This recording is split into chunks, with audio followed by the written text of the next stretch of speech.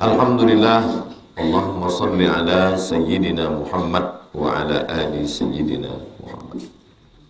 Qala al-musannifu rahimahullah, Al-Imam Abu Zakaria Yahya bin Sharaf An-Nawawi berkata dalam kitab Riyadhus Shalihin min kalami Sayyidil Mursalin, bisanadi, dengan sanadnya sampai kepada hadis yang ketiga.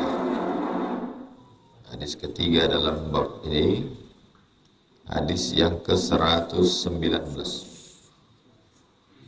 Wa anhu darinya, nyanya maksudnya sama dengan hadis yang sebelumnya, dari Abu Dzar Al-Ghifari, dari Abu Dzar Al-Ghifari radhiyallahu anhu. Qala an-nabiy, Nabi Muhammad sallallahu alaihi wasallam bersabda, "Uridat alayya a'malu ummati." Amal umatku,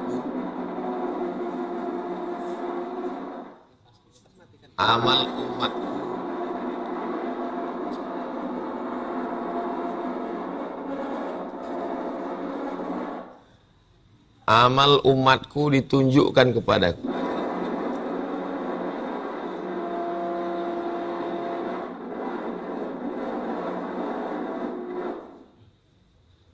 Uridat alayya,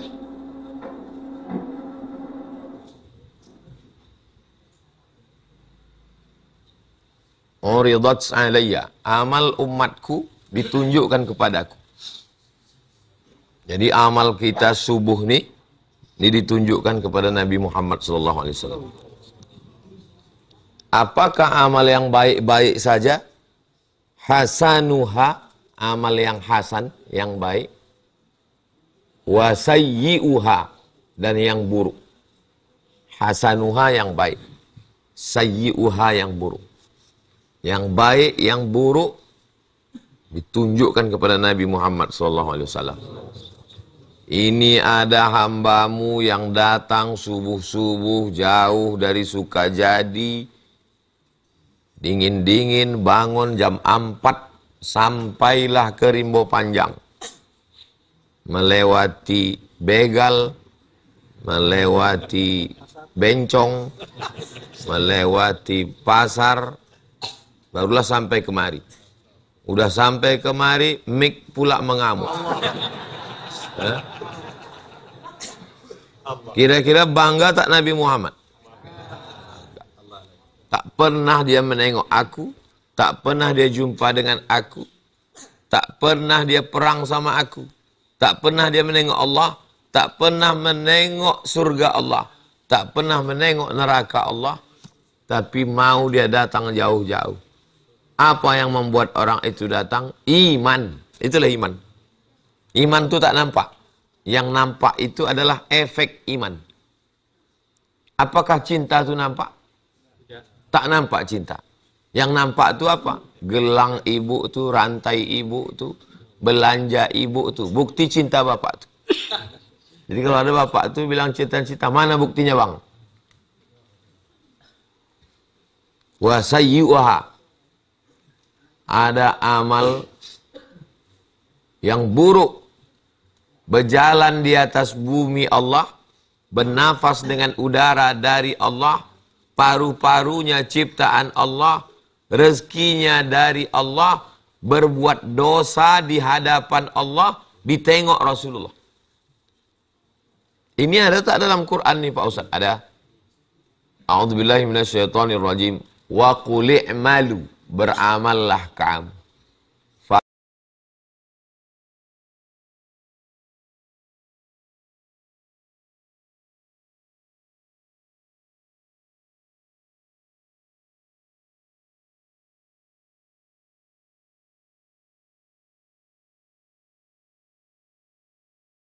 Wal mu'minun, orang beriman menengok. Orang beriman ini dua. Orang beriman yang hidup, orang beriman yang sudah meninggal.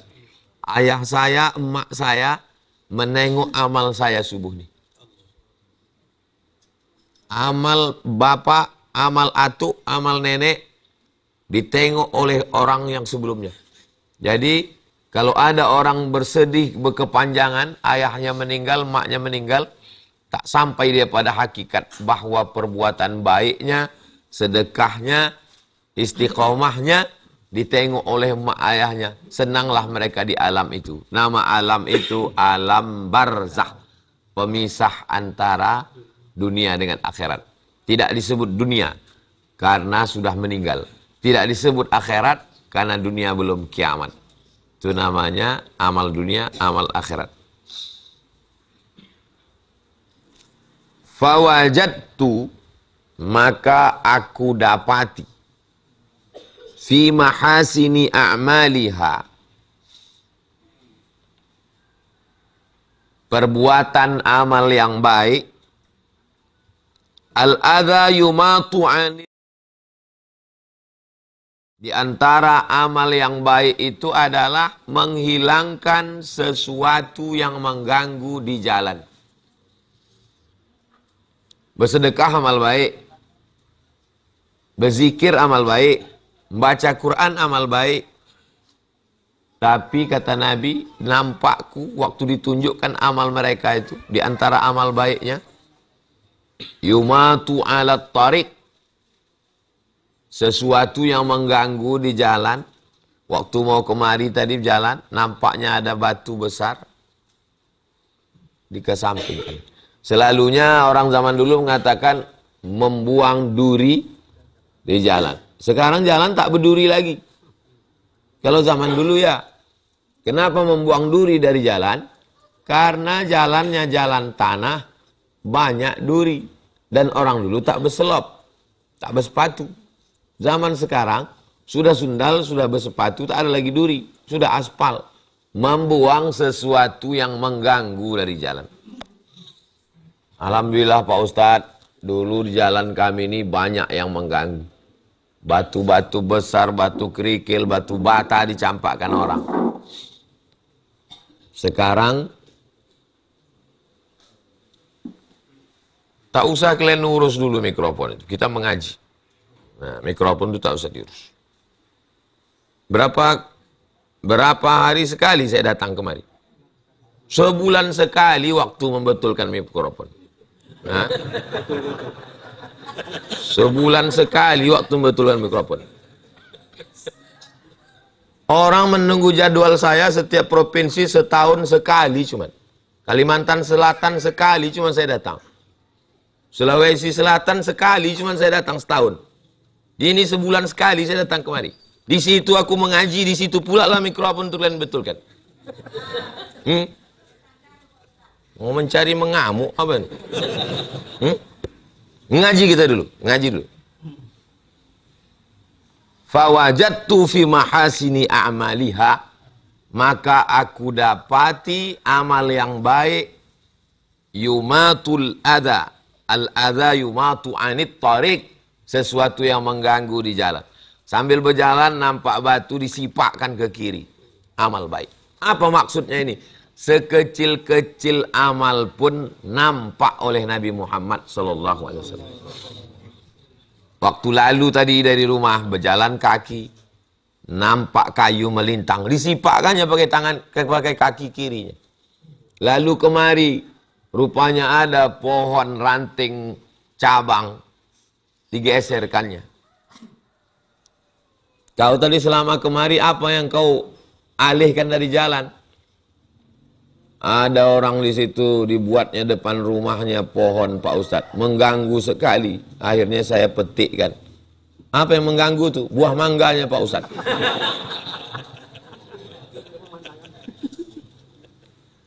Sesuatu yang mengganggu. Apa maknanya? La tahqiranna minal ma'rufi syai'a. Jangan menyepelekan perbuatan yang baik walaupun katanya membuang yang mengganggu dari jalan. Macam mana pula kalau dibalik? Sengaja membuat sesuatu yang mengganggu di jalan. Membuat polisi tidur. Lalu kemudian yang sudah mengaji pagi itu diratakannya polisi tidur. Habis itu mengamuk Pak RT, Pak RW. Kenapa kau ratakan? Hadis yang kami kaji subuh Rabu adalah menghilangkan sesuatu yang mengganggu di jalan. Nah inilah yang mengganggu nih Pak. Maka ditengok maslahat sama mafsadat. Apa maslahatnya itu dibuat? Ini lingkungan padat penduduk. Anak kecil banyak. Kalau tak dibuat ini, orang bawa sepeda motor, anak bertabrak, orang tua kena. Maka dibuat itu, maka sesungguhnya dia bukan mengganggu. Tapi dia adalah untuk maslahat. Maka kalau melihat sesuatu, tengok antara mafsadat dan maslahat. Kalau dia maslahat, banyak kepentingannya, positifnya, biarkan. Tapi kalau dia mafsadat, mengganggu, merusak, campakkan. Datanglah mantan gubernur. Menengok jalan berlobang. Diambilnya semen dari rumah, disemennya sendiri. Akhirnya orang bisa lewat. Nama gubernur itu Arnold Schwarzenegger. Gubernur Texas. Cari beritanya. Arnold menyemen tanah. Menyemen lobang. Kalau di tempat kita lah Arnold itu hidup, asik menyemen aja lah kerjanya tiap hari. Di tempat dia bisa. Tempat dia bisa begitu. Kenapa bisa begitu? Karena lobang itu satu. Di tempat kita, asik tiap hari menyemen aja kerjanya. Jadi kalau kita orang biasa, tak punya apa-apa, menyipakkan batu, menyipakkan kayu. Tapi kalau kita punya kekuasaan, menghilangkan jalan rusak. Saya ini Pak Ustadz orang kaya, kata jamaah. Tapi ada yang tak bisa saya buat, walaupun saya kaya. Apa itu? Mengaspal jalan. Tak bisa saya ngaspal jalan, walaupun kaya. Bangun masjid saya bisa, tapi ngaspal jalan tak bisa. Karena itu jalan, ada jalan kabupaten, ada jalan provinsi, ada jalan nasional. Antum walaupun kaya, tak bisa antum aspal jalan nasional. Jadi bagaimana cara menghilangkan yang mengganggu di jalan itu? Dengan adanya jabatan kekuasaan. Dengan adanya jabatan kekuasaan bisa antum hilangkan yang mengganggu. Sekarang kalau antum pergi ke kubu Rokan Hilir, 3 jam antum terganggu baru sampai. Ustaz kok tahu? Saya balik dari sana. Jadi kalau antum ada kekuasaan, antum tinggal tanda tangan. Menghilangkan yang mengganggu di jalan. Nah, selesai. Berapa lama kita terganggu jalan Kamboja? Sampai ada yang meninggal jalan Kamboja. Akhirnya datanglah orang menghilangkan yang mengganggu. Akhirnya bisa kita berjalan. Mudah-mudahan yang memudahkan urusan kita itu dimudahkan Allah pula urusan.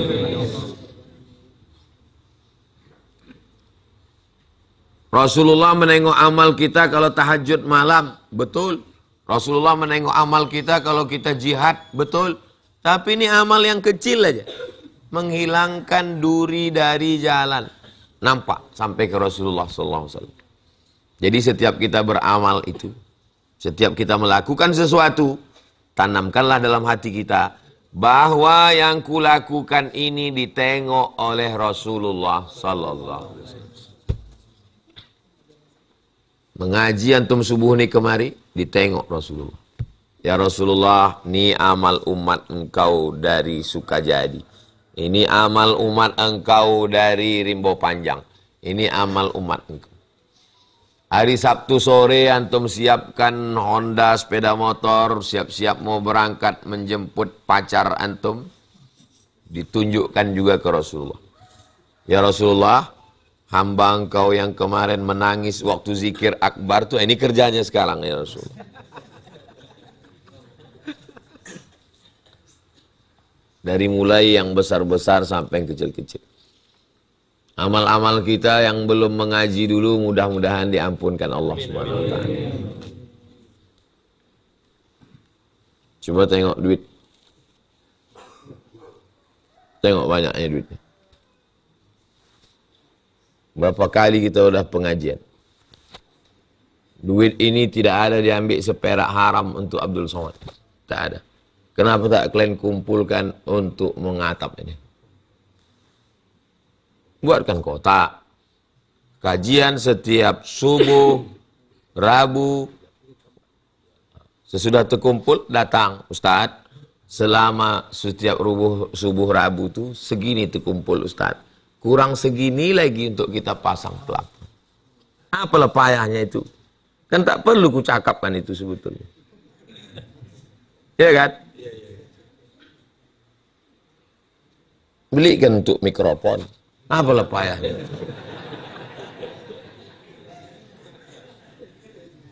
Masa menunggu aku mengamuk juga? Bukan tak ada orang datang kemari. Bukan tak ada jamaah kemari. Kalau sekali dua pertemuan, iyalah. Ini udah masuk tahun kedua. Itulah guna mengaji. Saya mau dengan mengaji ini kita saling kenal. Oh, bapak yang punya rumah makan sana, iya. Punya catering sana, iya. Anakku mau nikah pula, pakai catering bapak ya? Iya. Bukan berarti kalau udah kenal lalu gratis. No. Servis mobil saya di Jalan Nangka. Lalu kemudian ganti ban. Kata ibu yang punya bengkel itu, 5 ban itu gratis. Saya bilang, kenal dengan ustadz bukan berarti merusak usaha orang. Mau ku bayar apa tidak? Tidak Pak Ustadz. Kalau tak ku bayar, berarti sampai mati aku tak singgah ke bengkel ini lagi. Saya tak mau rusak hubungan orang trauma sama Ustadz. Trauma sama preman, tak apa-apa. Karena pernah kena copet, kena begal. Tapi kalau sampai trauma sama Ustadz, aku kalau sama Ustadz ini tobat aku. Bukan berarti kalau udah kita kenal lalu gratis. Jangan berpikir begitu. Kita mau duit ini berputar sama kita. Ada yang punya bisnis, usaha, perlu security. Ada mahasiswa baru tamat, belum dapat kerja. Bertemunya di majelis ini. Itu maka saya buat kelola WA ini. Masih kalian kelola WA-nya? WA. Ceritakan di situ iklan pekerjaan, iklan rumah makan, iklan supaya kita bertemu dalam kajian ini. Saya tak mau orang datang mengaji, habis ngaji tanya jawab, habis itu pulang. La salam wala kalam, tak kenal, tak mau tahu. Tapi saya kan punya keterbatasan. Tak bisa saya perkenalkan macam Nabi memperkenalkan Abu Darda dengan Salman Al-Farisi. Nabi mempersaudarakan Sa'ad bin Rabi' dengan Abdurrahman bin Auf. Tak tahu saya ini entah mana yang Abdurrahman bin Auf, entah mana yang Sa'ad bin Rabi', entah mana yang Abu Darda, entah mana yang Salman Al-Farisi. Nah, kalianlah pandai mengatur itu. Jangan saya juga lagi masuk ke dalam. Tapi banyak yang saya pikirkan ini. Jangan lagi saya juga memikirkan pelapon ini lagi. Jangan lagi aku juga memikirkan mikrofon ini lagi. Wa wajadtu fi masawi'i a'maliha. Aku dapati, aku tengok perbuatan yang buruk, yang perbuatan yang jelek itu. An-nukha'ah, dahak. Perbuatan yang buruk, an-nukha'ah, dahak. Dahak, tahu dahak? Lendir yang ada di tenggorokan. Takunu fil masjid, ada dahak di masjid, la tudfanu, tidak dikubur dalam tanah. Waktu itu masjidnya tak ada pasir. Waktu itu masjidnya belum disemen, belum dikasih karpet. Tiba-tiba, maklumlah orang Arab Badui. Assalamualaikum warahmatullah. Assalamualaikum warahmatullah. Pas dia di sop di samping pintu, berdahak dia. Menguburkan dahak dengan tanah pun tak mau. Kan parah kali loh. Apalah payahnya itu menutupkan dahak. Ada yang lebih parah dari itu Pak Ustadz. Kalau zaman dulu menguburkan dahak pakai tanah, kira-kira berat tak menguburkan dahak pakai tanah? Tinggal mengambil tanah. Sekarang orang lebih canggih dunia ini, lebih parah lagi. Apa? Memecetkan tombol WC pun tak mau. Masuk kita ke toilet tuh lintang pukang barang tuh di situ. Jadi kalau ada orang mengatakan, untuk apalah lagi dikaji hadis Nabi yang udah 14 abad tuh Pak Ustadz. Mana ada lagi cerita dahak. Jadi berpikirnya itu jangan sesempit itu. Quran, hadis, ijma. Yes. Mana ada sekarang masjid yang tak bersemen? Tak ada lagi cerita menguburkan dahak dalam pasir. Iya, tapi yang lebih simpel daripada itu ada. Apa dia? Tinggal membukakan keran di WC-WC kencing. Memencetkan tombol di WC. Apalah susahnya itu menghilangkan itu. Jadi Islam ini mengajarkan kita tentang amal-amal yang kita anggap sepele menjadi besar. Amal-amal yang menurut kita kecil menjadi besar. Menyipakkan kayu dari pinggir jalan. Menyipakkan batu. Besar apa kecil? Kecil sepele. Tapi dalam pandangan Allah itu besar. Amal yang ditengok oleh Rasulullah Sallallahu Alaihi Wasallam. Jadi tak ada Nabi mengatakan, amal yang ditengok oleh Rasulullah adalah zikir 1000. Lalu orang pun berpikir, mak payah kali lah beramal ini. Coba tengok bagaimana Nabi itu berdakwah. Nabi itu ingin membuat kita menengok amal itu remeh-temeh sepele. Maka kita pun berdakwah begitu. Jangan dipersulit orang, jangan dipersusah. Ustaz, saya mau masuk Islam Pak Ustaz. Mau masuk Islam? Iya. Masuk Islam itu amalnya sholat qobliyah, subuh 2, zuhur 4, asar 2, maghrib qobliyah. Tak jadilah masuk Islam. Simple. Bagaimana simple, bagaimana sederhana. Pak Ustadz, dosa saya banyak Pak Ustadz. Kalau saya tobat macam mana? Kau langsung masuk surga. Saya tobat langsung masuk surga. Dosa saya yang lalu, dosa kau sebanyak buih di lautan, sebanyak pasir di pantai, hapus semuanya dosa. Diampunkan Allah SWT. Dosa syirik saya berdukun dulu Pak Ustadz, diampunkan Allah SWT. Tapi katanya dosa syirik tak terampuni. Orang yang syirik tak bertaubat mati. Kalau sempat bertaubat, diampuni Allah SWT. Jadi bagaimana kita memberikan harapan kepada orang yang sudah putus asa. Duit tak ada, mau bersedekah. Badan tak kuat, mau sembahyang tegak sampai bengkak kaki tahajud malam. Apalah amal yang nampak Rasulullah? Kau sipakkan aja yang ada di situ. Berjalan, nampak botol, ambil. Orang sekarang luar biasa. Sengaja membawa kresek, plastik, goni untuk mengambil sampah-sampah yang ada di jalan. Rupanya dia pemulung. Kalau pemulung memang itu kerja dia, Pak Ustaz, mau dijualnya. Ini tidak.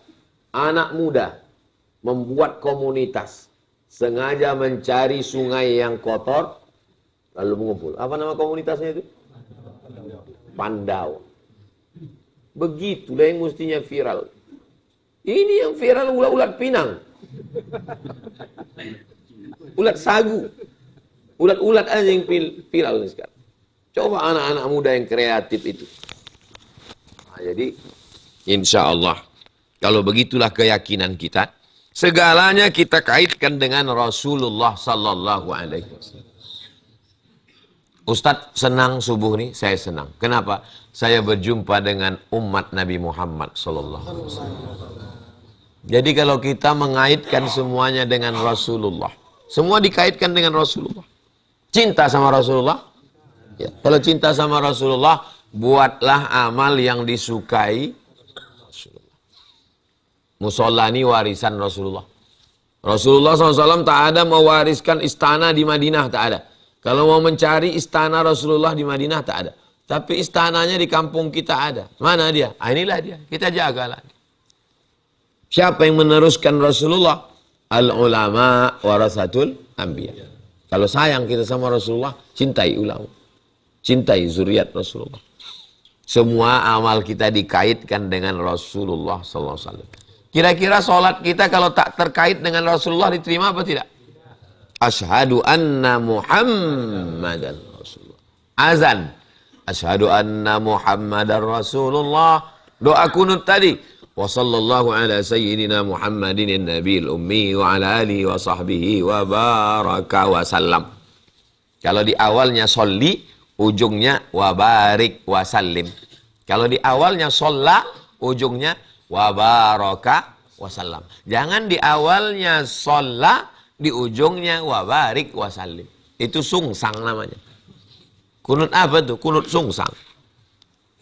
Kalau wa sholla fi'il madhi, maka ujungnya juga wa baraka wa sallam, fi'il madhi. Kalau sholli fi'il amar, maka ujungnya juga wa barik wa sallim. Kalau imam salah, maka makmum akan salah, anak makmum itu salah, cucu makmum itu salah. Ditengok Rasulullah.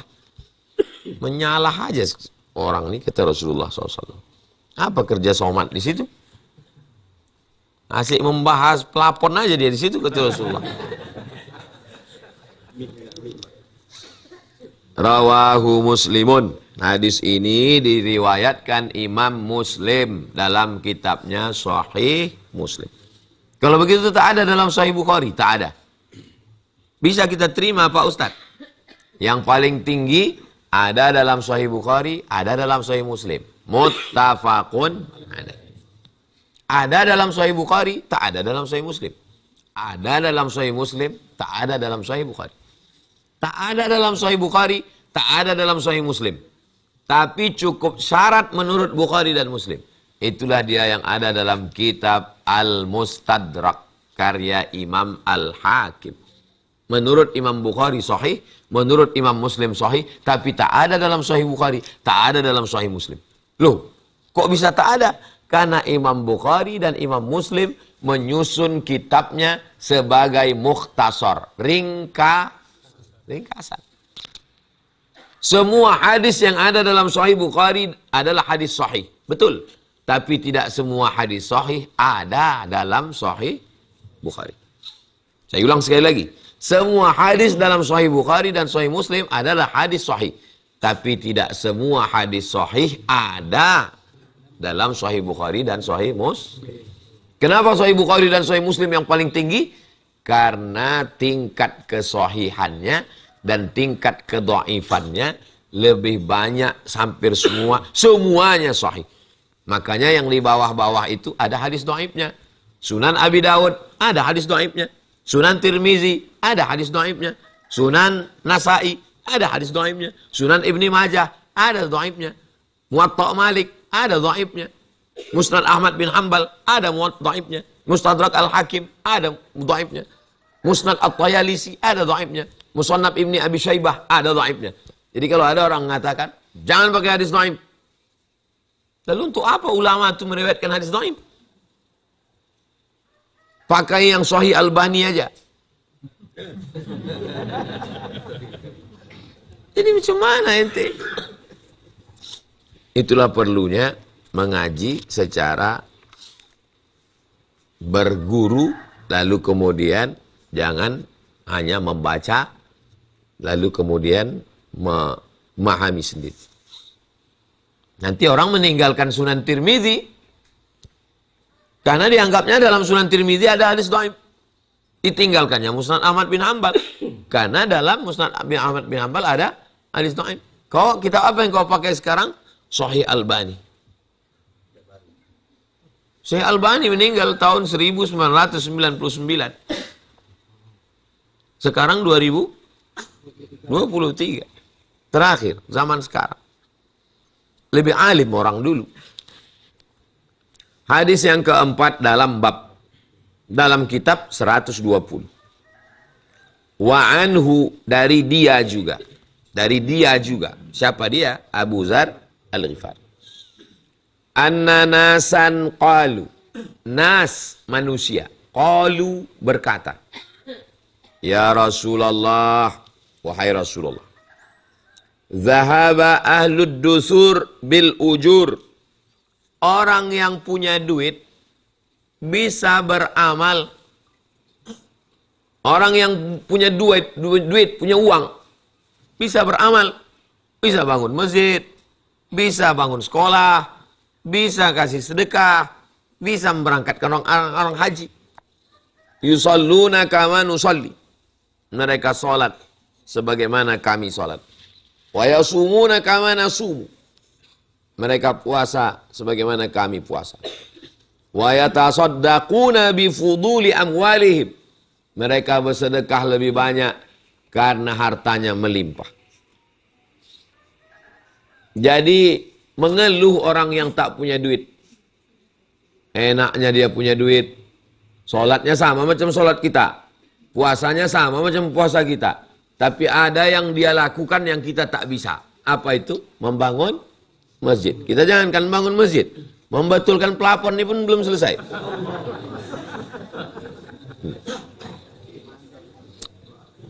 Lalu apa jawab Nabi?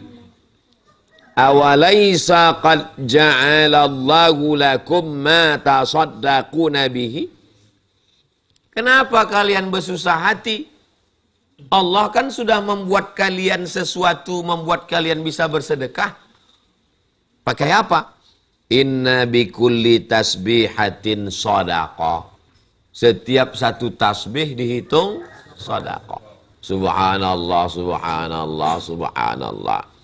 Wa kulli takbiratin sadaqah. Setiap takbir bernilai sadaqah.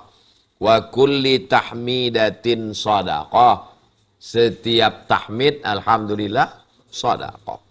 Wa kulli tahlilatin sadaqah. La ilaha illallah sadaqah. La ilaha illallah tadi itu 100. Usahakan kalau bertahlil 100. Jangan pikirkan orang. Kalau kita mimpin tahlil, jangan pikirkan orang. Pejamkan mata, bertahlil lah. La ilaha illallah, la ilaha illallah. Jangan berpikir, mak udah banyak kali nih. Kira-kira orang ini masih ikut atau tidak ya? Kalau kita bertahlil, jangan pikirkan orang. Kita bertahlil, pikirkan kita dengan Allah. Pikirkan tahlil kita itu sampai ke Rasulullah. Kalau kita pikirkan orang, agak kecil suara orang itu. La ilaha illallah. Banyak saya tengok orang bertahlil, baru 10, 15. Itu namanya tahlil basa-basi. Baik tahlil di rumah orang mati, tahlil acara kenduri, tahlil di masjid. Nanti kalau diminta orang antum mimpin tahlil, balik ke kampung. Malam ini kebetulan Pak Imam domam pula, habis makan goreng puyuh. Kebetulan ada anak UIN ini, tolong adik pimpin tahlil. Mohon maaf Pak, saya dari Fakultas Sains dan Teknologi. Mana orang tuh mau tahu? Asal tolong kau mimpin tahlil ya. Aku dari Fapertapet, Fakultas Pertanian dan Peternakan. Yang tahu aku beternak Jawi. Dia tak mau tahu karena kau dari UIN. Pimpinlah tahlil. Astaghfirullahaladzim, astaghfirullahaladzim, astaghfirullahaladzim. Habis itu, kul huwallah, Fatihah. Habis itu, kul huwallah, 3 kali. Habis itu, Rabbil Falak. Habis itu, kul anzu rabbin nas. Habis itu, pangkal Al-Baqarah, Alif Lam Mim, sampai wa ulaika humul ghafilun. Habis itu, ayat kursi. Habis itu, ujung lillahi ma fis samawati. Habis itu, tahlil. Habis tahlil, doa. 10 cuma. Masa tak teringat 10 itu? Itu aja mimpin tahlil. Habis itu berdoa. Doanya Pak Ustaz? Doa 10 juga. Allahumma inna nas'aluka salamatan fid din, wa afiatan fil jasad, wa ziyadatan fil ilmi, wa barakatan fil rizqi, wa taubatan qablal maut, wa rahmatan indal maut, wa maghfiratan ba'dal maut. Allahumma hawin alaina fi sakaratil maut, wan najata minan nar, wal afa indal hisab. Cuman kadang karena tak terbiasa, orang ramai pula. Ada pula calon mertua di situ. Orang tuh tak merasa, dia aja merasa itu calon mertua. Orang tuh tak ada yang tahu. Satu pun di kampung tuh tak tahu. Namanya cinta kelapa. Awak cinta orang tak apa-apa. Jadi waktu membaca doa tuh grogi. Cemana supaya tak grogi Pak Ustadz?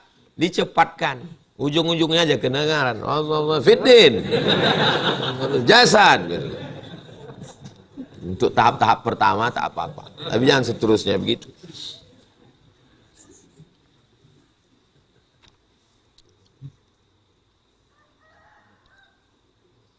Wa amrun bil ma'rufi shadaqah. Mengajak orang berbuat baik sedekah. Aku tak sanggup ngajak orang buat baik, Pak Ustadz. Nah, besok kita pengajian subuh Rabu ya. Tak sanggup dia untuk mencakapkan itu, tak sanggup. Kan ada flyernya. Minta di grup flyer. Share. Share di FB. Share di IG. Share di grup-grup kawan-kawan. Itu terhitung sebagai sedekah. Wa nahyun 'anil munkari sedekah. Melarang orang berbuat mungkar sedekah. Kau berhentilah pacaran ini. Kau aku tengok macam playboy cap tupai. Asal ada pokok kelapa, berlubang pokok kelapa. Berhentilah kau buat dosa. Alah, kau baru ikut mengaji sama Ustaz Somad 2 Rabu. Ikut 2 Rabu, putus baru serabu. Udah menceramahi aku pula. Dengan kita mengasih tahu orang, itu menguatkan hati kita. Kalau kawan kita itu udah kita kasih tahu begitu, pas kita mau berbuat nanti kita berpikir, aku dulu kan udah ngasih tahu dia. Masa aku pula melakukan? Jadi dengan ucapan kita itu menjaga diri kita. Pakaian itu menjaga kita. Antum kalau pakai koko, peci, itu menjaga antum. Pakaian, pakailah pakaian yang menjaga kita. Bekawan, pakailah bekawan. Sampai pada stiker kita pun menjaga kita. Kalau antum pakai stiker Ustadz Abdul Somad, antum tempelkan di apa namanya tempat supaya apa tak naik ke atas, lumpur tak? Antum tempelkan di spatbor belakang Ustadz Abdul Somad. Tak mungkin antum bonceng cewek. Pasti sebelum berangkat tuh antum tutup pakai stiker hitam. Kan? Mohon maaf Ustaz, sekali-sekali aja nih Ustaz. Takkan mungkin antum bawa cewek kalau di spatbor itu ada Ustaz Abdul Somad. Maka pakailah stiker yang menjaga antum. Pakai. Memang anak Uwir, anak Uwin, anak Undri ini Pak Ustaz, anak lancang kuning nih. Di spatbor itu dibuatnya say no to bonceng. Begitu putus, langsung beli stiker itu. Pas dapat yang baru, copot balik.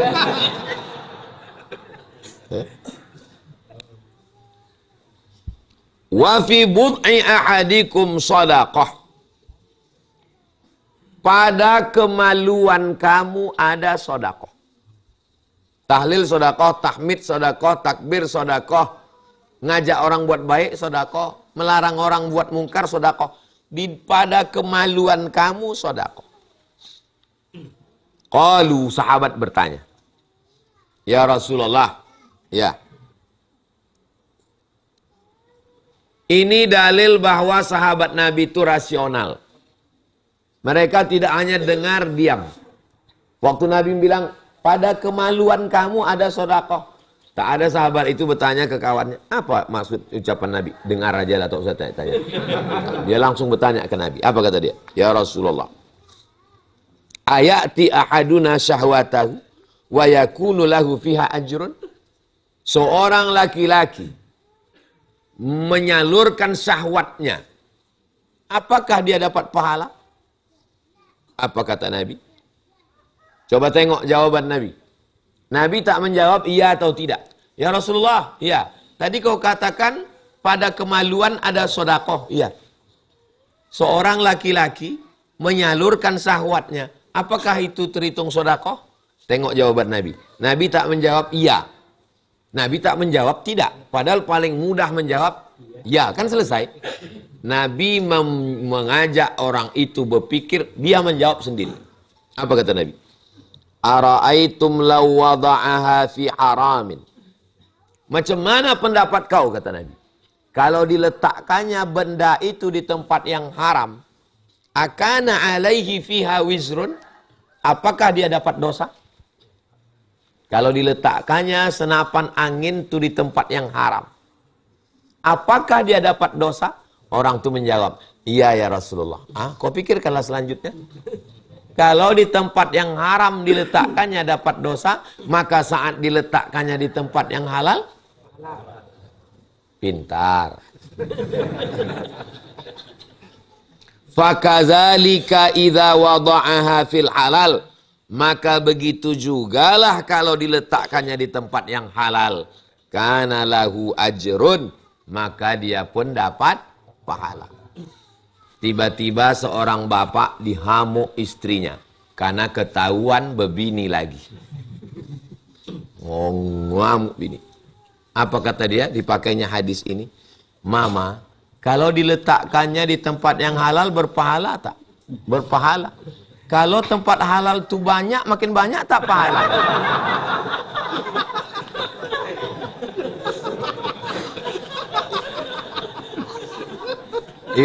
Ibu-ibu ini serba salah. Mau senyum, awak sakit hati. Mau tak senyum, cakap ustaz tu betul.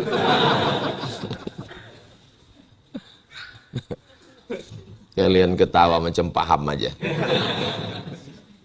Jadi seringkali Nabi itu kalau ditanya, dia jawabannya itu tidak jawaban eksplisit, tapi mengajak yang bertanya itu berpikir.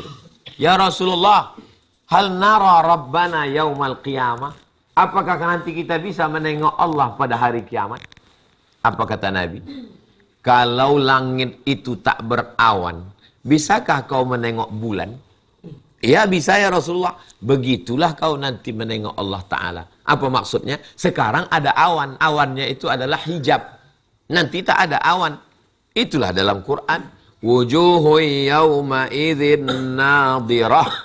Hari itu wajah bercahaya ila rabbiha nadhirah, karena memandang Allah. Bagi kita, nikmat surga yang paling nikmat itu adalah makanan, buah-buahan, taman-taman, mengalir di bawahnya sungai-sungai. Tapi bagi Sokrates, Aristoteles, Demokritos, Thales, bagi filosof, dia sudah hilang dari kebendaan. Bagi dia, taman-taman, burung-burung, udah tak peduli lagi. Nikmat yang paling nikmat adalah ketika berjumpa dengan Allah. Itulah puncak kenikmatan. Jangankan jumpa dengan Allah, jumpa dengan ciptaan Allah aja nikmat. Macam mana nikmatnya berjumpa dengan Habib Umar bin Hafiz? Macam mana nikmatnya berjumpa dengan Syekh Yusuf Al-Qardawi? Macam mana nikmatnya berjumpa dengan ulama? Betul-betul kata Pak Ustadz. Saya kemarin waktu di Purna MTQ itu Pak Ustadz. Masya Allah. Kau mendengarkan MTQ? Enggak, nengok konser dangdut Pak Ustadz. Bagaimana rasanya menjumpai makhluk Allah? Bagaimana pula rasanya berjumpa dengan yang menciptakan makhluk Allah itu? Sedangkan berjumpa dengan Laila aja hilang gila Qais. Ditengoknya danau, ditanya orang, apa yang kau tengok Qais? Laila. Tengoknya gunung, apa yang kau pandang Qais? Laila. Tengoknya bulan, apa yang kau tengok Qais? Laila. Semua yang indah adalah Laila. Bagaimana dengan orang yang mabuk dengan cinta kepada Allah? Jadi kalau ada orang mengatakan, aku semua yang ku tengok ini adalah Allah. Karena dia sedang mabuk dalam cinta kepada Allah. Tapi ucapan orang yang mabuk tak bisa diucapkan orang sadar. Jangan habis niantum macam mabuk. Paham? Rawahu Muslimun. Hadis ini diriwayatkan Imam Muslim. Imam Nawawi menjelaskan kata-kata yang sulit. Ad-dusur bisa dibaca dengan huruf sa. Karena zaman dulu huruf buku itu tak bertitik. Ini ad-dusur, ad-dubur, ad-dutur, atau ad-dunur. Maka dijelaskannya bisa dengan huruf sa. Ad-dusur. Ad-dusur artinya al-amwal. Zahaba ahlud dusur, orang-orang yang punya harta dengan pahala sedekahnya. Wahiduha dasrun. Satunya dasar. Kalau banyak dusur. Siapa nama anak bapak nih? Anak saya kasih namanya Ahlud Dusur. Orang yang punya harta banyak. Karena doa saya supaya dia berharta banyak. Ad-Dusur. Itulah hadis yang kita kaji subuh ini. Sekarang 6:10. Selanjutnya kita bahas tanya jawab. Habis itu kita sholat sunat isyraq 2 rakaat. Pertemuan akan datang. Kita lanjutkan hadis 121. Grup WA. Kalian hubungi masjid yang akan datang tuh supaya membetulkan mic-nya dari sekarang. Jangan nanti di situ membuka Riyadus Shalihin, di situ dia mencari baut, mencari obeng, mencari tang. Itu mencari ngamuk namanya. Langsung WA sekarang. Langsung WA dia sekarang, tolong kau betulkan mic itu sekarang bilang.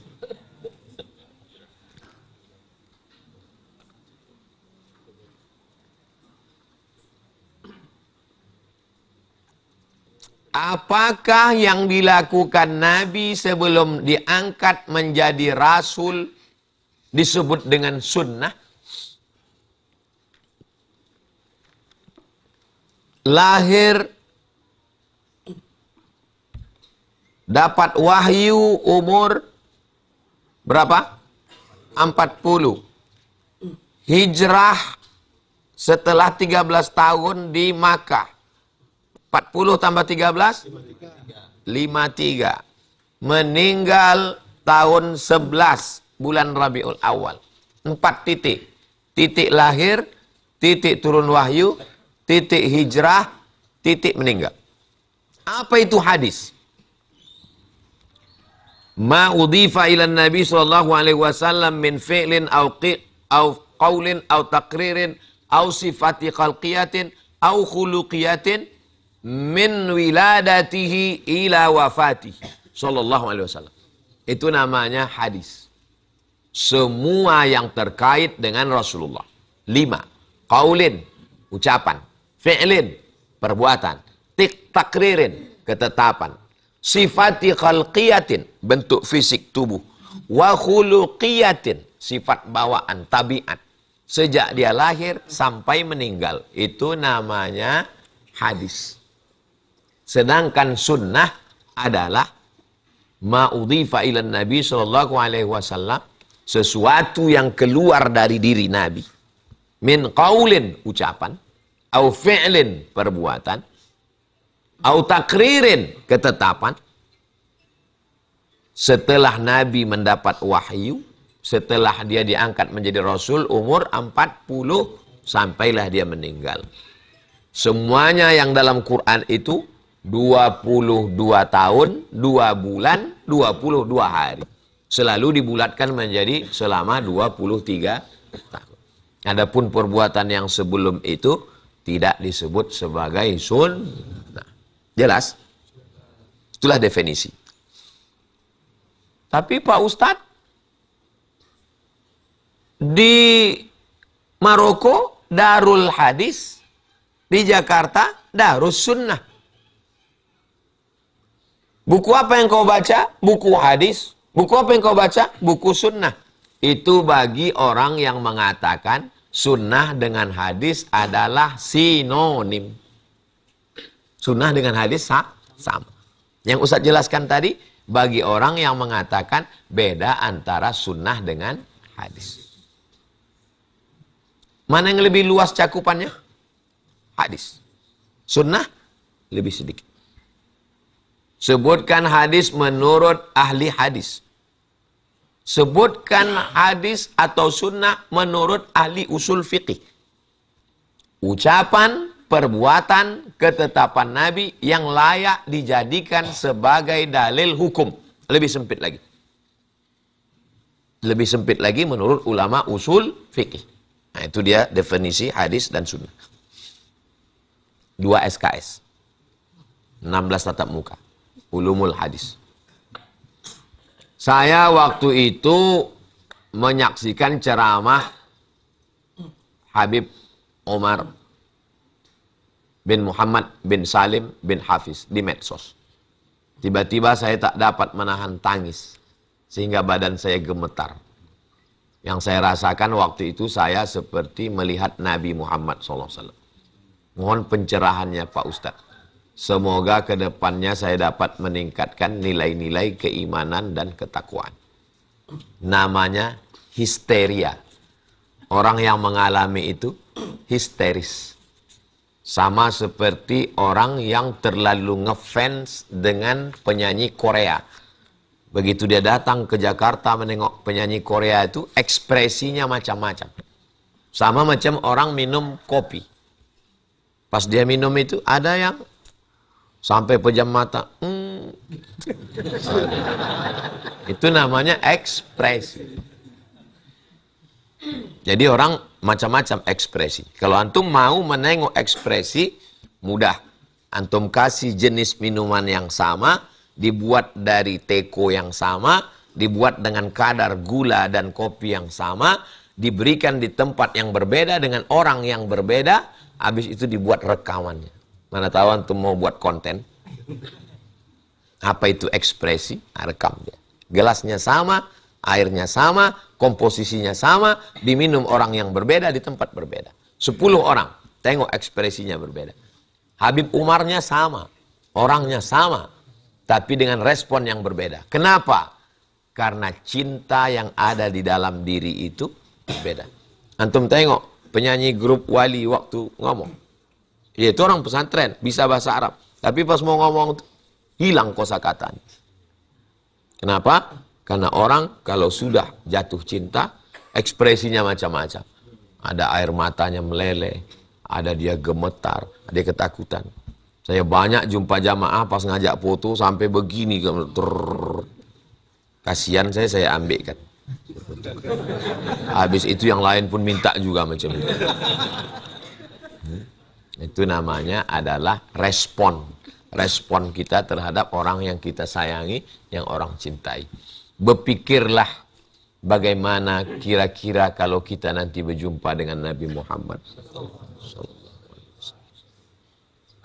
Wasiqal ladzina taqaw rabbahum ilal jannati zumara. Orang yang beriman itu dibawa masuk ke dalam surga. Sampai ke dalam itu, di pintu itu apa kata penjaga surga? Salamun alaikum. Selamat kalian. Tibtum, kalian sudah baik. Fadkhuluha khalidin. Masuklah kalian ke dalam. Lalu disampaikanlah salam dari Allah. Salamun qaulan min rabbir rahim. Saat masuk ke dalam itu, berjumpa dengan Nabi Muhammad SAW. Kira-kira apa yang Anda lakukan? Disitulah orang akan merasakan sesuatu yang sesuai dengan kadar mahabbahnya, cintanya kepada Rasulullah Sallallahu Alaihi Wasallam. Apa hukumnya mahar sebuah mobil tapi masih kredit?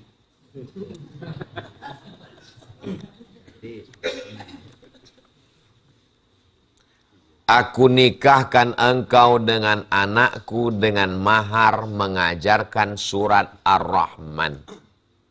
Sudah ada atau belum? Belum. Kan belum diajarnya anak itu. Belum kan? Setelah itu baru diajar.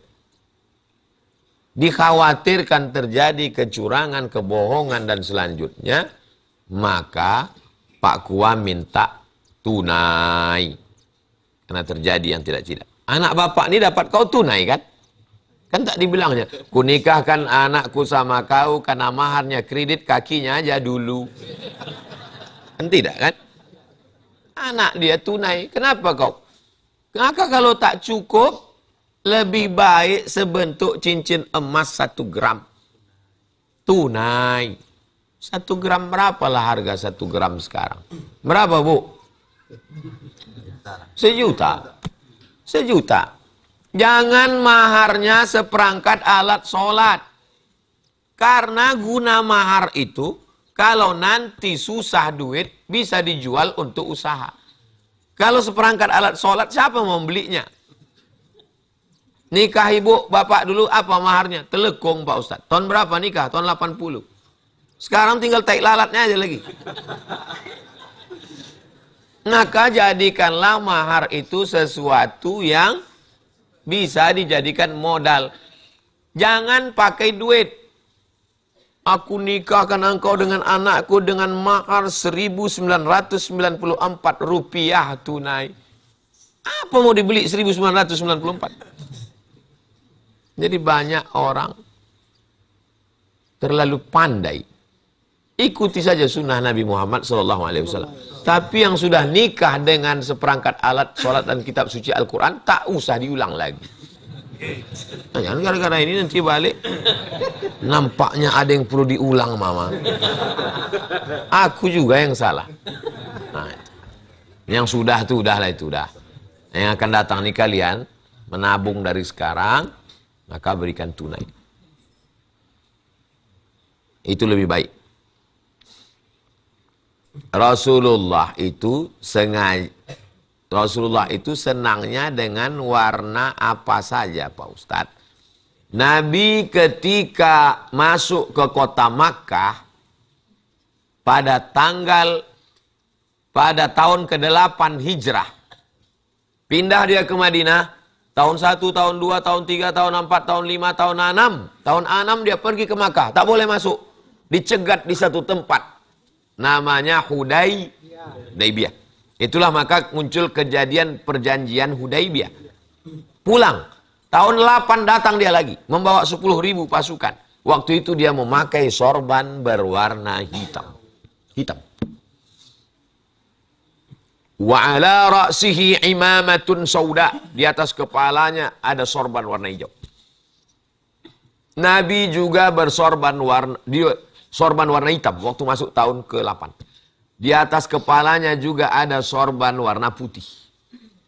Nabi memakai jubah warna putih. Kesukaan Nabi putih. Waktu dia memotong kambing, amlahaini. Kambing yang warnanya amlahaini putih, tak ada hitamnya. Putih bersih. Nah, jadi diantara yang disukai Nabi adalah putih. Hijau. Pakaian penghuni surga. Min sundusin khudrin wa istabraqa. Khudrin hijau. Sutra berwarna hijau.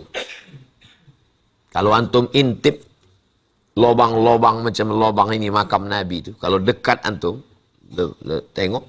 Maka nampak penutup kelambu makam Nabi itu. Kain sutra berwarna hijau. Tengok intip. Tapi lama-lama dia selalu polisi. Haji.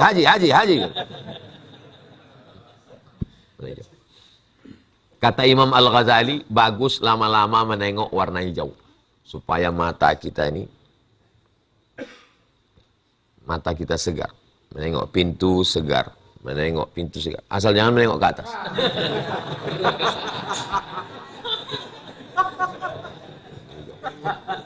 Makanya ada orang sorban warna hijau, baju warna hijau, batu cincin saya warna hijau. Menengok warna hijau. Dikasih orang Palembang. Warna hijau. Dokter waktu mengoperasi yang ditengoknya warna merah. Darah mana ada hijau? Darah. Menengok darah warna merah. Rupanya kalau terlalu lama menengok warna merah ini kita tak konsen. Tak konsen karena terlalu lama menengok warna merah, tak konsen lagi.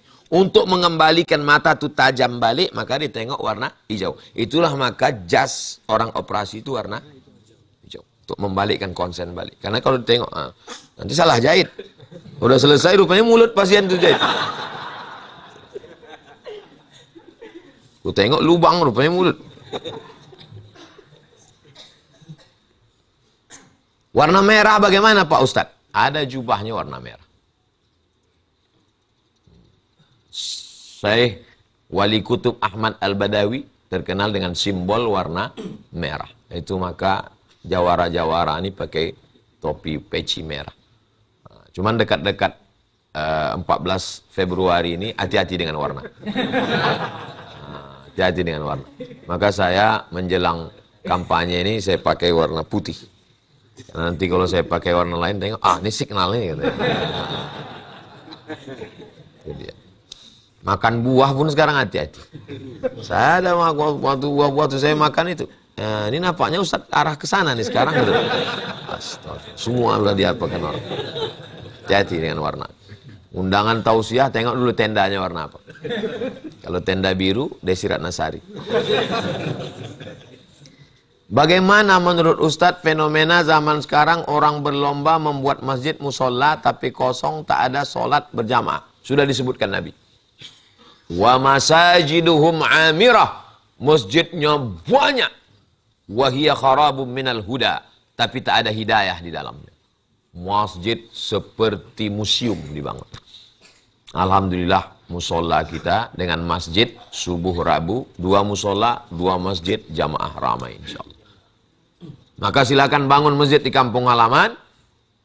Bangun masjid, ambil satu dari alumni UIN, pondok pesantren, angkat jadi imam, kasih gaji tetap, buatkan kurikulumnya.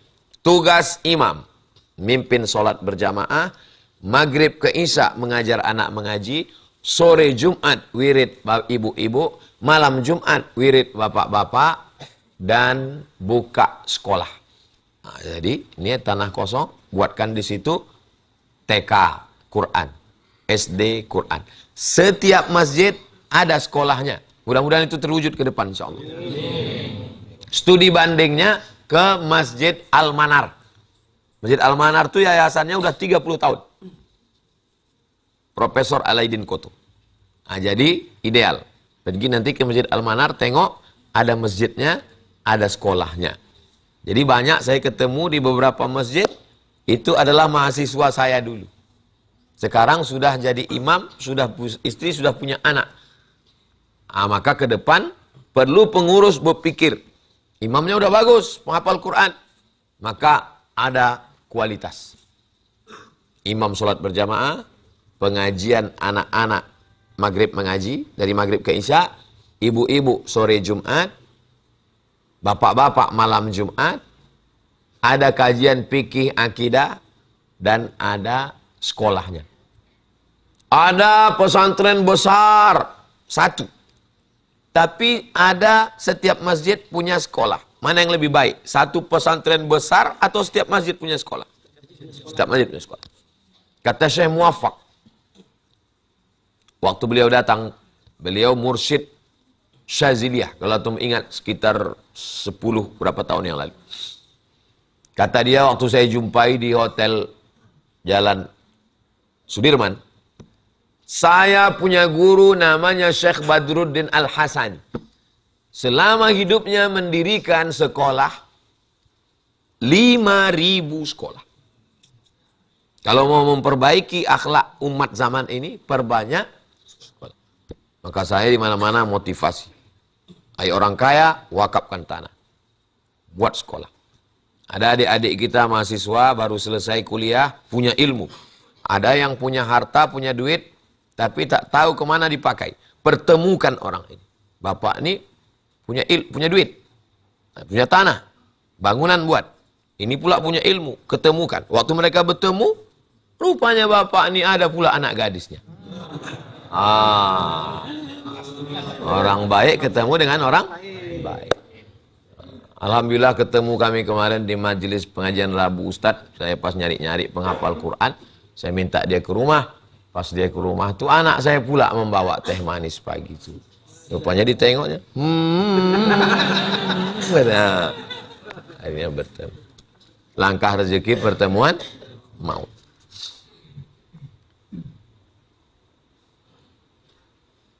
Di tempat saya ada satu desa punya 4 masjid, 12 musola. Tapi yang berisi sholat berjamaah hanya beberapa saja. Kalau di musola ini, 1 hari kosong 1 waktu tak sholat berjamaah, istahwadat alaihimus syayatin.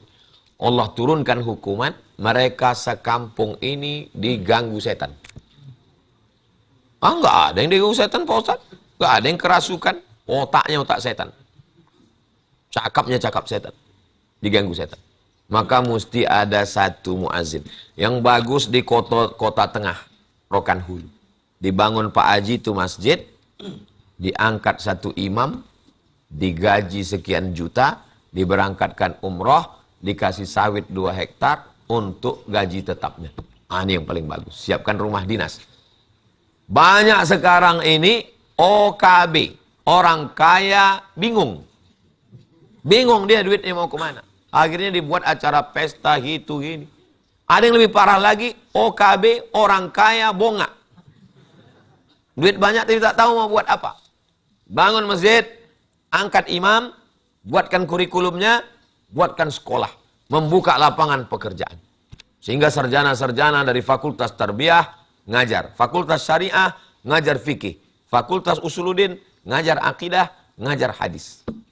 Karena kalau ditunggu CPNS, alamat kapal akan tenggelam. Nah, jadi mudah-mudahan dari tausiah kita orang tidak hanya terinspirasi untuk sholat puasa, tapi juga untuk buat sekolah. Masalah ngurus izinnya segala macam, datang. Bagaimana cara ngurus izin? Nanti saya suruh ustazah menjelaskan macam mana pengurusan izin dan lain sebagainya. Ekonomi saya pas-pasan. Kalau saya anggarkan 100.000 sebulan untuk sedekah, kemana sedekah yang paling afdal, yang paling memerlukan, yang paling berhajat? Di dekat rumah ada tetangga. Siapa yang prioritas? Wal jarizil qurba, tetangga yang ada hubungan kerabat. Warjaril junubi, tetangga yang ada hubungan dekat tapi tak kerabat, tak ada hubungan darah.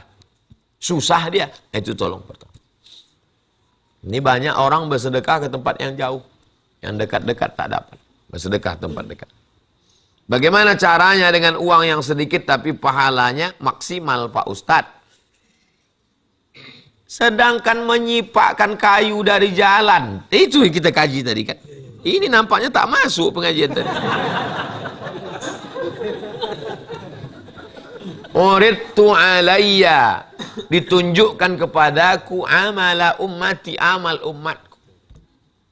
Ma yumatul adha anit tariq, menghilangkan sesuatu yang mengganggu dari jalan. Itu sudah terhitung amal. Apalagi mengeluarkan duit 100.000. Faman ya'mal mithqala dzarratin khairan yarah.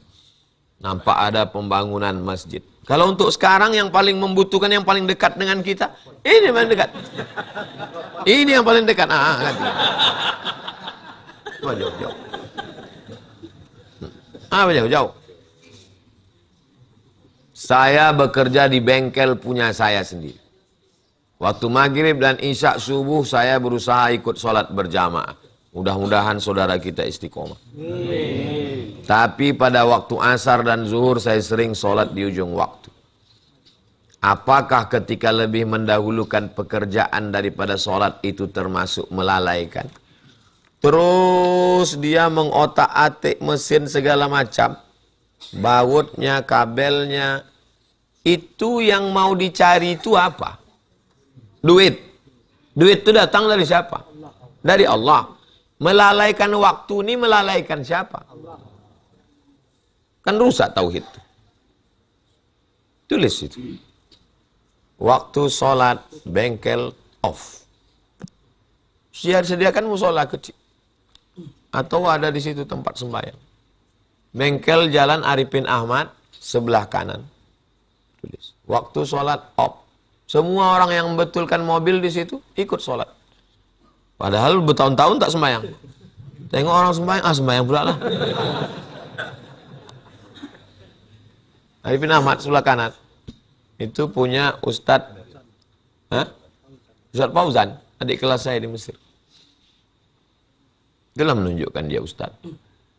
Nah, jadi banyak orang tauhidnya salah. Yang mau dicarinya duit. Padahal duit itu dikirimkan Allah. Mana susah bagi Allah untuk mendatangkan pelanggan untuk ke situ. Lagi-lagi masalahnya ada pada tauhid. Yang mengasih rezeki Allah. Yang mendatangkan orang itu ke situ Allah. Balik kepada tauhid kepada Allah SWT. Seperti apa hakikat orang yang melalaikan sholat yang disebutkan dalam surat Al-Ma'un? Fawailul lil, celakalah orang yang sholat. Satu, celaka karena melalaikan sholat, tak sholat. Dua, celaka melalaikan Allah dalam sholat. Fawailun, neraka waillah untuk dia. Fawailun, celakalah dia. Kenapa celaka? Karena masuk neraka. Karena tak sholat. Masalakakum fi saqar. Kenapa kalian masuk dalam neraka sakor? Apa jawabnya? Lam naku minal karena kami tak sembayang. Ibu bapak yang punya anak gadis, nikahkan dengan orang yang sembayang. Kaya pun orang itu datang, banyak duitnya, banyak hartanya, anak kalian tak akan bahagia sampai tua, sampai bercucu tak bahagia. Lama hidup banyak dirasa, jauh berjalan banyak ditengok. Tak satu dua ibu-ibu datang meleleh air mata. Udah bercucu kami Pak Ustadz, lakiku tu tak sembayang. Macam tidur sama babi hutan. Tak sembayang. Pergilah sembayang bang, malu kita. Tak juga sembayang. Bagaimana perasaan seorang istri menengok laki tak sembayang. Anak nikah datang menantu. Menantu subuh-subuh dah sembayang. Mau taruh di mana muka aku nih bang? Ya muka kau di situ aja lah, kata dia. Tak ada beban sama dia. Kenapa kalian bisa nikah? Aku pun tak sembahyang juga dulu Pak Ustaz. Cermin. Nah, mudah-mudahan yang akan datang lebih baik. Minta jumpa sama saya di masjid. Anak tu ya Allah baik. Tak usah aku sebutkan. Kenapa ini bu? Menantu saya ini Pak Ustadz pakai narkoba. Nasi udah jadi tai ayam. Apa lagi mau dilakukan? Mau diselamatkan. Anak sudah janda pula. Mau ku kasihkan ke kalian pun tak mau. Pergi saya tausiah di satu tempat. Tolong dulu doakan Pak Ustadz. Anak saya ini dokter Pak Ustadz. Bayangkanlah dokter, berarti pintar dia. Bayangkanlah dokter, berarti banyak duit bapak nih. Sekarang tak keluar-keluar kamar, lari laki itu Pak Ustadz.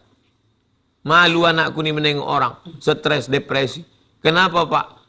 Rupanya setelah nikah itu, belum bersunat. Ditipunya kami, KTP palsu. Sekarang anakku malu di kamar. Rasa-rasa mau ku selamatkan anak bapak.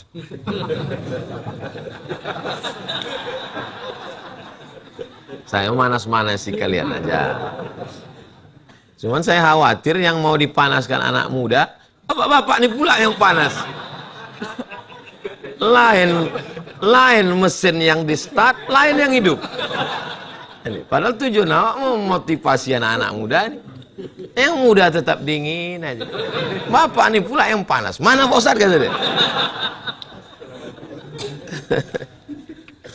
Bak kata pepatah orang Melayu, bomban yang miang. Anak sekarang tak tahu itu. Ini pokok buluh, tahu buluh? Bambu. Bambu ini ada miangnya. Miang gatal dia. Di samping bambu ini ada bomban. Bomban ini mirip juga macam bambu, tapi tak ada miang. Kadang bomban ini lebih miang pula dari bambu. Banyak pepatah-pepatah orang dulu tak paham orang sekarang karena udah tak tengoknya lagi pokok bomban. Saya masih sempat saya menengok pokok bomban itu waktu kecil. Berhentilah kami naik sepeda. Diambil orang tua saya lah pucuk bomban. Rupanya pucuk bomban itu kalau pagi berembun dia. Diteteskan ke mata nih obat mata.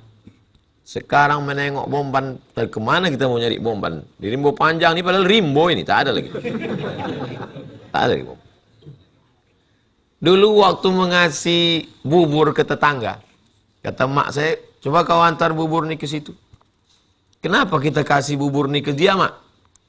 Tak, kalau tak menjulur kundur, tak menjulur labu, katanya. Anak sekarang tak paham. Jadi ini pokok labu, ini pokok kundur. Tahu kundur?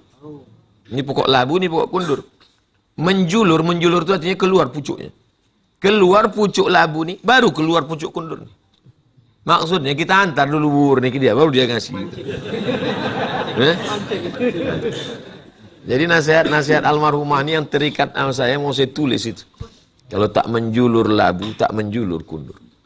Lebih miang, bomban pula yang miang daripada bulu. Karena kalau tak saya jelaskan nih, Mizian Hazik Abdillah mana paham dia itu. Sami Ahmad Misbah, apa kundur itu kata dia.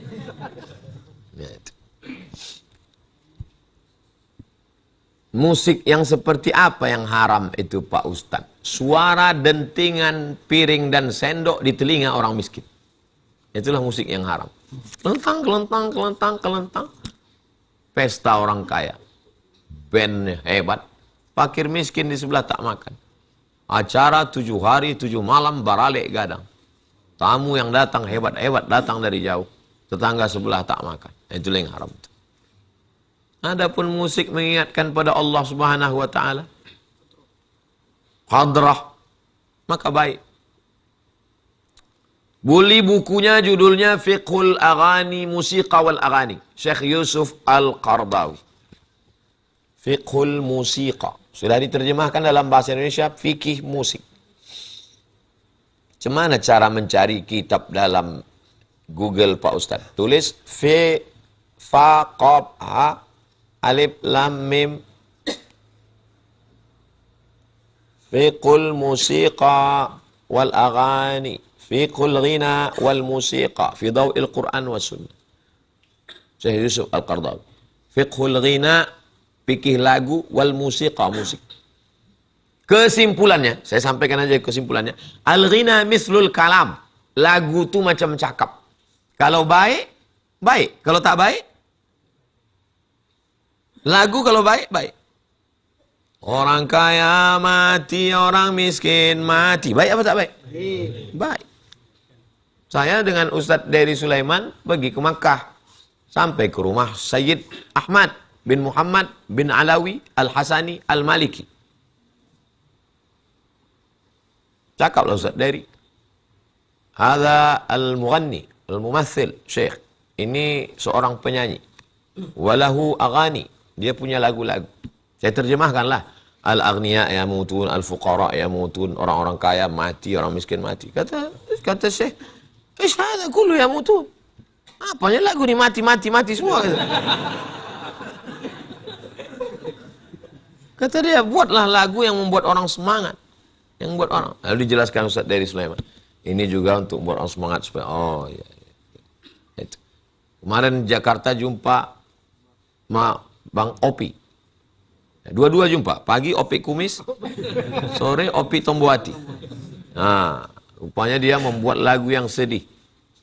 Ya Allah biha, bihusnil khatimah. Datang kiai ngasih tahu, masa lagunya sedih terus? Buatlah lagu yang buat orang bahagia. Maka dibuatlah lagu bahagia. Muncullah lagu Maulana, Maulana, Maulana, ya Habib. Orang pun berbahagia. Apa salah? Orang menciptakan lagu sesuai dengan perbuatannya. Bengawan Solo. Waktu itu Gesang sedang melihat Bengawan Solo. Tapi kalau orang membuat lagu, tengok hasil karyanya. Cinta Satu Malam, kumpul kebo. Pulang-pulang berbadan dua, berzina, punya anak haram. Apa yang dilakukannya? Itu jadi lagunya. Karena itu yang ada dalam kepala. Dari mana inspirasi itu datang? Wa inna syayatina la yuhuna ila awliyaihim. Setan mengirimkan wahyu kepada wali-walinya. Begitu bunyi ayat. Wa inna syayatina, setan-setan, la yuhuna mengirimkan wahyu ila awliyaihim, kepada wali-walinya. Kalau begitu wali terbagi dua. Ada wali Allah, ada wali setan. Wali Allah dapat ilham dari Allah. Wali setan dapat. Jadi jangan heran, kenapa lagunya ini haram tapi enak kali. Berarti lagunya dari, karena berhubungan dengan setan. Tulis, penyanyi-penyanyi yang jadi hamba setan. Berapa banyak penyanyi jadi budak setan. Artis budak setan.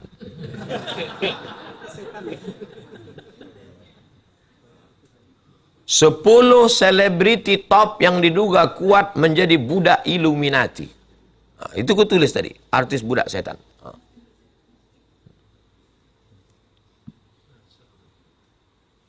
Saya dulu waktu kuliah berkawan sama orang Malaysia. Orang Malaysia yang bagian ujung Kelantan, itu kalau bercakap ujungnya hilang. Jadi kebetulan dia sedang marah. Budak seta, kata. Apa? Rupanya setan. Marah dia. Keponakan saya punya anak. Jadi kalau dia marah sama kawannya, dibilangnya, anak tetan. Setan. Jadi rupanya memang ada anak setan berhubungan dengan setan. Kenapa muncul lagu-lagu yang enak di telinga? Karena setan mengirimkan inspirasi kepada penyanyi itu. Muncullah lagu. Itu maka lagu itu haram. Melalaikan dari Allah SWT. Antum kalau dengar lagu itu agak 2-3 kali, nanti sampai sedang sembahyang pun dia terngiang. Tahu terngiang? Ngiang itu dia ngiang dia di telinga. Bahkan sedang ngambil sembahyang itu terngiang. Tapi kalau antum mendengarkan lagu sholawat, sedang sewuduk pun terngiang. Maulaya salli, terngiang. Ngiang-ngiang, itulah datang waktu sakaratul maut. Ngiangnya itu datang. Waktu kita sedang mau sakaratul maut. Itu terngiang. Apa lagu yang antum suka, itulah datang. Itulah maka ulama mengharamkan lagu. Karena takut terngiang waktu sembahyang. Terngiang waktu berzikir. La ilaha illallah, terngiang. Apa yang sering kita cakap? Subhanallah, walhamdulillah. Terngiang dia di telinga kita.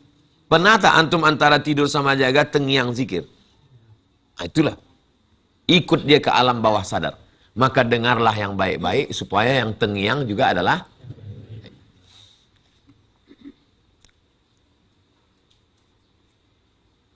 menari berjoget yang haram itu jika menari sendiri di dalam kamar.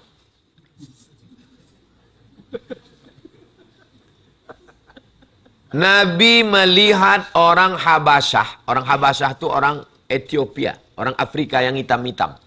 Menari perang di dalam Masjid Nabawi. Tarian perang. Pernah antum menengok tarian perang Afrika sambil membawa tombak. Tarian perang. Sayyidatuna Aisyah menilik dari balik telinga Nabi. Nabi menengok begini. Itu dalil boleh tarian perang. Tarian dalam bahasa Arabnya zafin. Sampai ke Melayu, japin. Tari zafin tak ada perempuan. Tari zafin tak ada perempuan. Kenapa patung zafin ada perempuan? Karena yang membuat patung bukan orang Islam. Bukan orang Melayu. Kalau dia orang Melayu, kemana LAM, Lembaga Adat Melayu? Kenapa bisa muncul patung zafin ada perempuan? Padahal zafin laki-laki. Habib tari. Habib, antum tulis di situ. Habib menari. Saya pernah diajak menari zafin di Pontianak. Habib menari. Tari zafin. Habib menari. Itu bentuk tari zafin. Habib menari. Habib Zaidan menari. Habib Lutfi menari. Habib tari zafin. Adapun tarian-tarian yang menampilkan aurat, menampilkan, membangkitkan syahwat, maka itu adalah perbuatan maksiat haram. Tari persembahan selamat datang. Haram tari ini Pak Ustadz. Ditelepon orang dari Rokan Hulu. Ustadz kalau ceramah sampaikan haram tari ini Pak Ustadz. Saya tanya di mana letak haramnya? Karena nari ini sembah. Kita tak pakai sembah lagi. Ganti dengan tari selamat datang. Menunjukkan Riau punya budaya. Oh tetap juga haram Pak Ustadz. Karena yang menari itu anak-anak gadis mahasiswi. Suruh anak TK. Bawa tepak sirih menyambut di airport. Selamat datang. Dan seterusnya. Nah, kita punya budaya. Suruh anak itu pakai jilbab. Bagus itu anak TK. Nengok anak TK itu pejabat-pejabat itu lucunya. Gitu. Kalau ditengok anak gadis, lupa dia sama bini dia.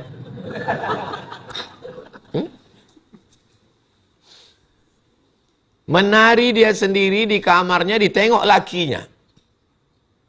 Sekarang orang banyak bersolek menari di depan laki dia atau laki orang? Laki orang. Orang sekarang mengecat rambutnya untuk laki orang. Orang sekarang berbedak untuk laki orang.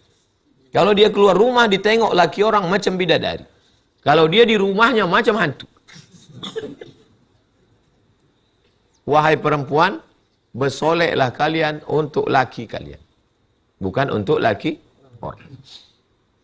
Maka saya tidak setuju dengan grup nasyid yang menyanyi di dalam masjid di depan laki orang.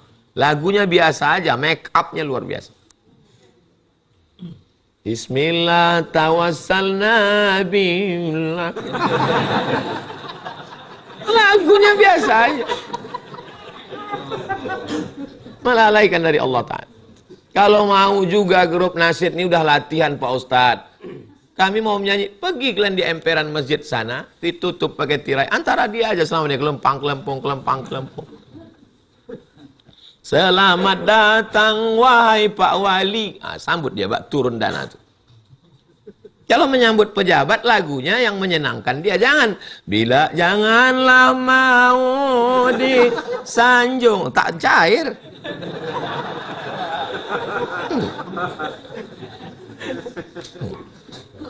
Dengan teknologi digital yang modern, suara audio seorang bisa diubah-ubah. Termasuk suara ulama. Bagaimana kita menyikapinya? Kalau ada orang yang merubah suara saya, memasukkan suara saya ke dalam teknologi, apa namanya? AI. Lalu kemudian rupanya rupa saya, suaranya suara saya, tapi kalimatnya bukan kalimat saya. Yang paling tahu bahwa itu palsu adalah jamaah Riyadhus Shalihin. 2 menit kalian dengar, ini bukan Ustadz Somad. Orang yang lain tak tahu. Kenapa? Karena kalian tahu gaya saya. Kalian tahu bunyi saya mengamuk waktu mic rusak. Kalian tahu macam mana. Kalian tahu. Kenapa? Kalian menengok. Itulah perlunya mengaji. Zaman makin canggih akan banyak kepalsuan-kepalsuan. Antum yang paling mengerti. Makanya ahli hadis dulu. Dia tahu itu hadis palsu. Dari mana? Karena ada feeling, ada rasa, ada syuur bahwa ini tak mungkin bahasanya dari Nabi. Salah satu ciri hadis palsu adalah ar-rakakah fil lafzi, rakakatul lafzi, lafaznya kacau, tak mungkin keluar dari mulut Nabi Muhammad sallallahu alaihi wasallam. Waktu Syekh Abdul Qadir Al-Jilani sedang berzikir di Baghdad. Mudah-mudahan kita panjang umur bisa ke Baghdad ziarah ke makam Syekh Abdul Qadir. Sampai di situ dia berzikir, datanglah, wahai Abdul Qadir Al-Jilani, kau sudah kuangkat menjadi waliku. Maka semua yang wajib sudah tak wajib bagimu, semua yang haram halal bagimu, dan kuampunkan dosamu yang lalu, yang sekarang, yang akan datang. Langsung si Abdul Qadir Al-Jilani meludah dengan membaca ta'awuz. A'udzubillahi minasyaitonirrajim. Dari mana dia tahu itu setan? Karena bertentangan dengan syariat. Sekarang banyak orang yang terpukau dengan ucapan. Maka ada standar timbangannya adalah syari. Panjang 1 meter itu 100 cm. Siapapun yang datang ke saya mengatakan, Ustadz, ini ada tongkat. Tongkat ini milik wali. Panjangnya 1 meter. Saya akan ukur. Kurang dari 100 cm, maka bukan 1 meter. Karena kita punya standar. Standarnya apa? Standarnya syariah. Datang seorang wali mengajak muridnya untuk menjumpai wali juga. Sesama wali. Bukan wali murid, bukan wali kelas, bukan wali band. Wali Allah. Murid-murid, ayo kita jumpa wali. Sampai di masjid, wali itu sedang duduk. Lalu kemudian menengok ada tamu datang, dia mendongak. Lalu kemudian dia meludah. Kata wali ini, ayo kita pulang. Tapi kita udah sampai. Itu wali, tapi wali setan. Dari mana Tuan Guru tahu? Karena dia meludah dalam masjid. Belum lagi nampak. Asal bertentangan dengan syariah, berarti tak betul. Jelas?